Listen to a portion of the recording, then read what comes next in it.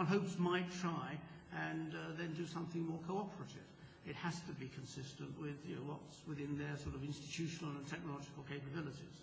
So I think the threshold for creating European institutions, I think clearly is quite demanding, but the threshold for actually deciding that you want to get on with the job, I'm not sure that it is. And then three questions which sort of take us beyond that. I think, Subodhi, how we would sort of draw the line down pro-competitive policies.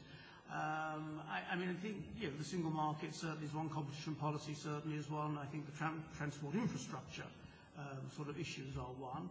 I think there are some negative policies.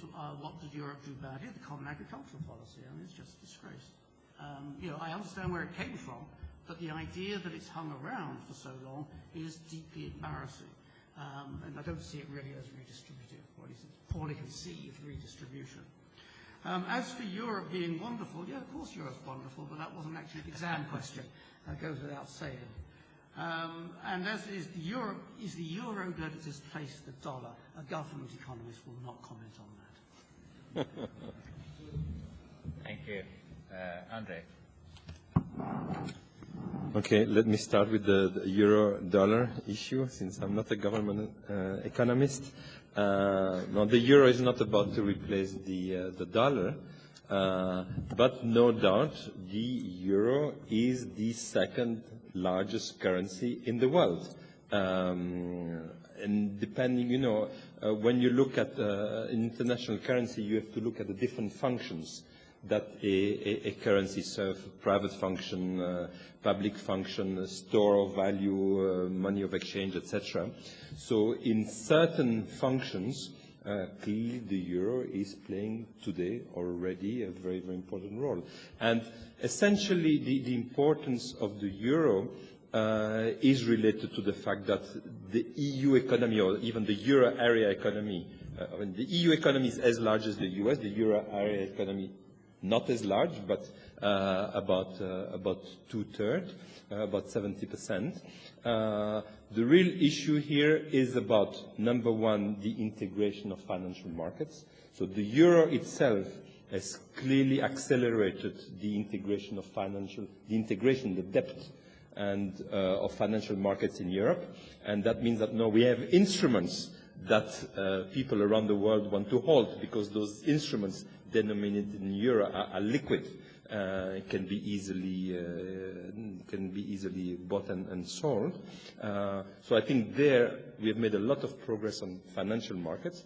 Where there is clearly a question mark, that's the issue that I raised before, is the euro area.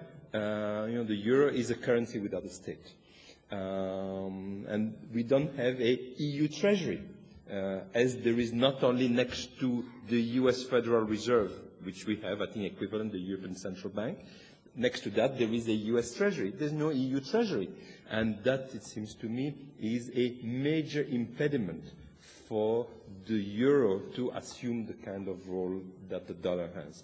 Nonetheless, I think clearly for any investor who is trying to diversify, like all of us are trying to do, it is clearly the second largest currency, so it's one that you want to diversify. But if you ask me, is it about to replace the dollar, my answer is no. The issue about the preconditions that many of you asked, I mean, the one point that I tried to make, maybe not clearly in my presentation, is that even though this session has been about the EU, this is only one form of integration. I mean, it's extremely sophisticated with extremely high level objective. And I think Alan explained very well that it dates not only from after World War II. It's a long project. It's a long historical project, right? People were making reference to Europe for many, many centuries, and you could see that among philosophers there was those discussions. I mean, all of those things were there. We also countries in very, very close geographical proximity. And before the nation states of the 19th century, we had lots of mobility in Europe. Right? We had all those intellectuals and all those people moving around across Europe. There was really European culture, and you can see it by going to all of our museums in Europe. There is a European culture. There's no doubt about that. So then came a period of nationalism and the wars and all those things. And then again, there was, in a sense, a renaissance for saying, you know, finish with those wars. Let's go back to fundamental values. So there is that history.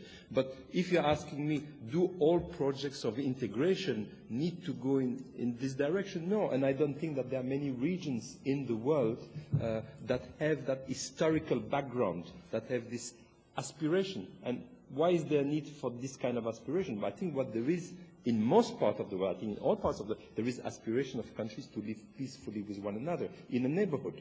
And I think if you look at that, what happened after World War II, where there were people with this vision that, you know, enough of wars, enough of destruction, that I think can happen in every region of the world which has been battered, which have a difficult and try to build, starting from coal and steel, along, you know, a number of sort of key projects to try to have peace. I think this is really the essence of this. So I don't think there is any level of education, any level of bureaucracy that needs people of vision who want really to move forward for their countries and, you know, make a break with the past. Thank you, Andre. Luc. Thank you very much. Thank you. Hello? Yes, Yeah. it's working. Okay, thank you. Three things that I would like to pick out of the interesting comments and questions. First, about these enabling conditions, the preconditions. On the economic side has been discussed, but I would also stress that, of course, in order, before you can think about any integration scheme, you need good functioning states itself. And if you don't have a proper state in place, then it becomes, of course, very difficult to talk about integration. And I want to stress this because I have on my computer at home a kind of Google News alert on the topics of regional integration in Africa. And almost every day I see these people, policymakers, academics saying, we need more regional integration in Africa. That will solve a lot of problems.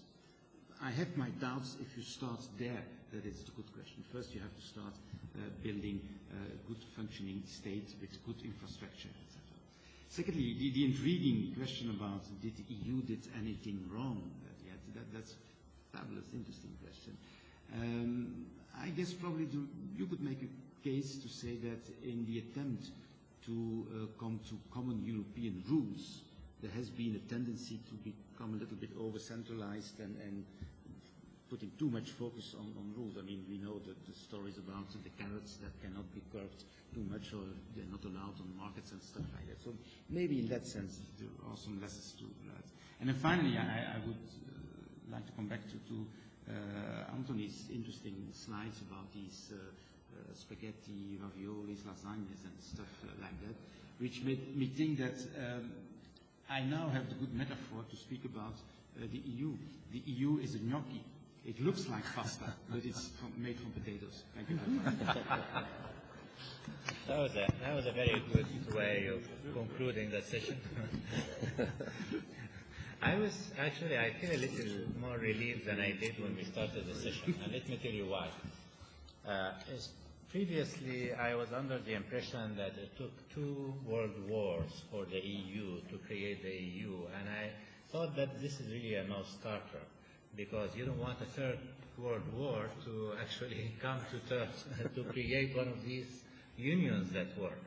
And today I think we are coming up with the idea that, well, look, you don't have to start, I mean, you can have a vision, but you can start somewhere else. You just need to work on some of the preconditions. And I think the ideas of incentives and willingness of nations to basically come to terms with a mutually beneficial exchange is really at the heart of it. And I think the politics is an important one and distribution is a third. I mean, so start somewhere, build on it, and probably you'll get somewhere. Well, thank you very, very much indeed. That was tough, no? Thank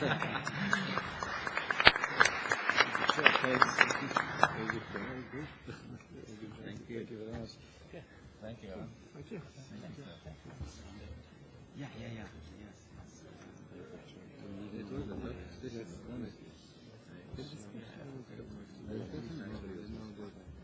It's nice to get one's duty done on the first day. I mean, I wish we had. Yeah, sure, absolutely. What is job about this? First of all, is Russia